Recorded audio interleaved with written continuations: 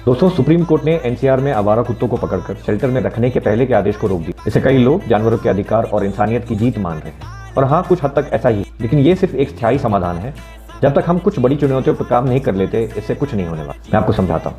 पहली चुनौती है कैरिंग कैपेसिटी, यानी एक क्षेत्र में जितने कुत्ते रह सकते हैं, ये इस पर निर्भर करता है कि वहाँ कितना खाना, जगह और लोगों की सहनशीलता है। अगर कुत्तों की संख्या ज्यादा हो जाए तो क्या हो, कुत्ते आपस में लड़ेंगे, टेरिटोरियल एग्रेशन बढ़ेगा और इंसानों से टकराव भी बढ़ेगा। बस कुत्तों को फिर से शेल्टर से सड़क पर छोड़ने से ये प्रॉब्लम तुरंत हल नहीं हो जाती। कूड़े के ढेर एक आर्टिफिशियल सोर्स ऑफ खाना बना देते हैं, जो और कुत्तों को आकर्षित करता है, तो इंसान और कुत्तों के बीच में ये जो टकराव है, उसे रोक पाना मुश्किल हो जाता है। दूसरी चुनौती है कूड़ा प्रबंधन।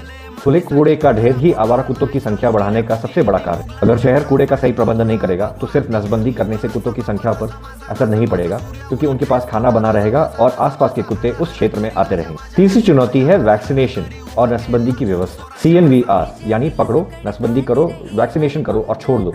सुनने में तो बहुत अच्छा लगता है, लेकिन जमीन पर यह काम अधूरा, कम फंड वाला और खराब तरीके से मॉनिटर किया जाता है। जब तक ये काम बड़े स्तर पर और लगातार नहीं होगा, कुत्तों की संख्या कंट्रोल में नहीं आएगी। और एक बात बताऊं, भूटान में प्री रोमिंग कुत्तों को पूरी तरह नसबंदी और वैक्सीनेशन देने में करीब 14 साल लग गए थे। ये 14 साल में उन्होंने सिर्फ 1,50,000 कुत्तों को ही वैक्सीनेशन और नसबंदी कर पाए। तो हाँ, ये आदेश कुत्तों के शेल्टर में रखने को रोकता है, लेकिन ये समस्या का स्थायी हल है।